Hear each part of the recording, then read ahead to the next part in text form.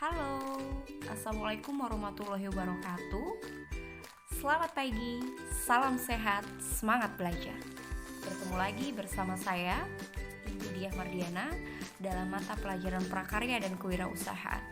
Pada pertemuan kali ini kita akan belajar pada bab 2 tentang perencanaan usaha bidang konvensi energi. Materi ini kita masuk ke dalam wirausaha rekayasa. Oke.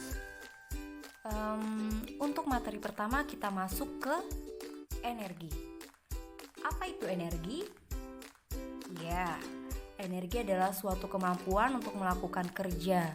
Kemudian, energi ini dapat dikonversikan atau dapat berubah dari satu bentuk ke bentuk energi yang lain.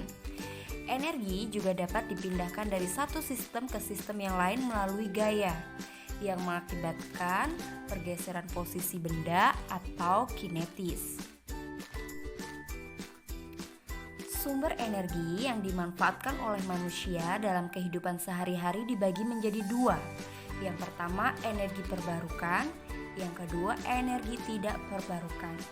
Oke, untuk energi terbarukan atau energi yang dapat diperbarui kembali seperti biomasa, biogas, surya, angin, bumi, dan air.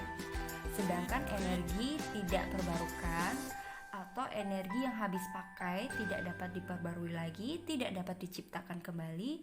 Contohnya minyak bumi, gas, dan tambang. Oke, dilihat dari pengertian energi yang bisa kita berubah bentuk atau konvensi, maka muncul kata konvensi energi. Mari kita lihat contoh konvensi energi yang pertama. Konvensi energi kincir angin. Kincir angin berubah menjadi listrik. Awalnya, angin menggerakkan baling-baling yang nantinya akan dihubungkan dengan generator. Dan ketika generatornya berputar, dia akan menyimpan energi listrik di dalam tempat penyimpanan listrik.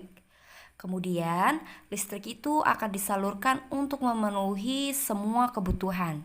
Biasanya, kincir angin ini pada posisi bagian belakangnya ada bagian ekor untuk mempengaruhi posisi kincir sesuai dengan arah mata angin.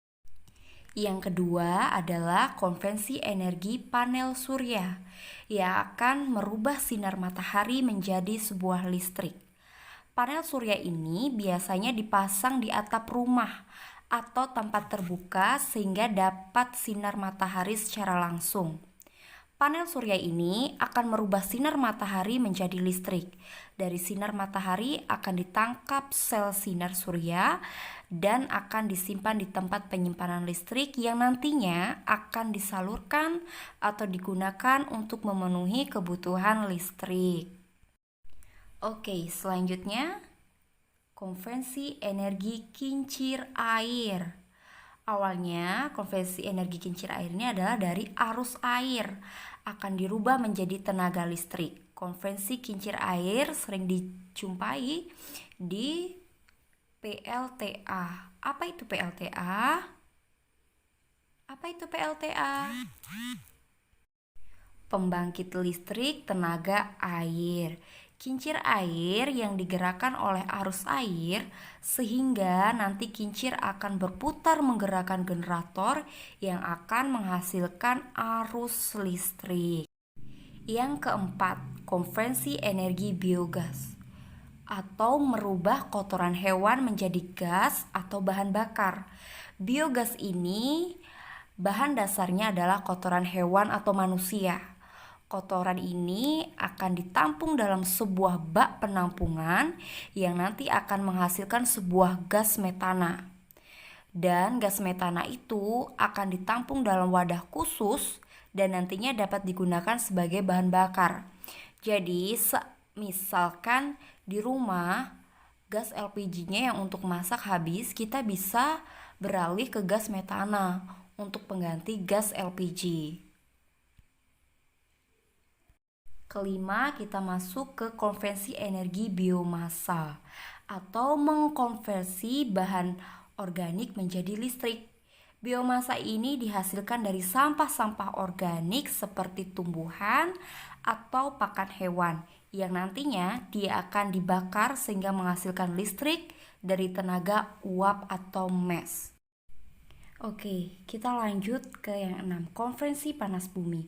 Konferensi panas bumi yang berasal dari inti bumi nantinya akan dimanfaatkan sebagai sumber energi pembangkit listrik atau yang lebih dikenal sebagai PLTP. Apa itu PLTP? Ya, PLTP adalah pembangkit listrik tenaga panas bumi. Pembangkit listrik ini di Indonesia berada di Kamojang.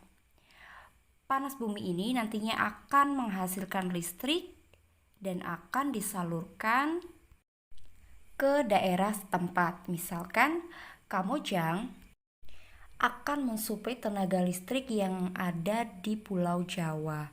Misalkan seperti itu. Oke, pembelajaran prakarya pada pertemuan kali ini cukup sampai di sini.